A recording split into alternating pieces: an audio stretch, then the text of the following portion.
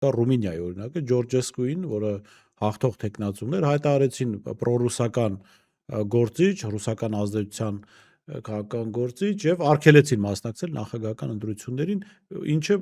միանշանակ ինքը հաղթող էր։ Արգելելուց հետո եղավ ուրիշ մարդ ընտրվեց նախագահ, եղավ հետաքննություն, պարզվեց փաստարկված չեն այդ պնդումները, որ ինքը Ռուսաստանի ազդեցության գործակալ է կամ, չգիտեմ, քաղաքական գործիչ է։ Մյուս կողմից Վրաստանի ընտրությունները, Վրաստանի իշխանությունները իրենց ազգային օրակարգը սպասարկելով թույլ չտվեցին երկրորդ ճակատ Վրաստանի ձեռքով բացել, Վրաստանի ընտրությունների արդյունքները չճանաչեցին։ Հիմա, քանի որ այս ամեն ինչը կա, մենք միայն չֆիքսվենք Մոլդովայի Սփյուռքի ընտրության վրա։ Հիմա դիցուք սցենար Հայաստանում ընդդիմությունը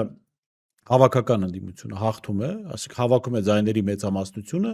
ասենք չգիտեմ, այդ ուժերից մեկին հայտարարում են ռուսական ազդեցության ցանց, պրոքսի, ռուսական պրոքսի, ինչպես կայակալածներ ասում, իրա թվերը հանում են կամ հայտարարում են, որ դուք չեք հաղթել, ինչ եք անելու։ Երկրորդ նախագահ Ռոբերտ Քոչարյանն ասաց, պետք է պատրաստվել հեղափոխության կամ պիտի վախենան այդ դեպքում հեղափոխության։ Հիմա դուք պատրաստ եք այդ դեպքում որպես ընդդիմություն կամ ընդդիմության ուժերը պատրաստ են դրան։ Ես շատ եմ սիրում, երբ որ հարցազրույցավարները երկար հարցեր են տալիս, որովհետև ինձ քիչ խոսելու ժամանակ է մնում։ Տեսեք, ես չեմ գերկարևորում, շատերը դեպքում դուք կարող եք գերկարևորել, բայց իհարկե սցենարները բազմապիսի են։ Դա կարող է լինել նաև մինչև ընտրությունները, ոչ միայն ընտրությունների արդյունքներից հետո։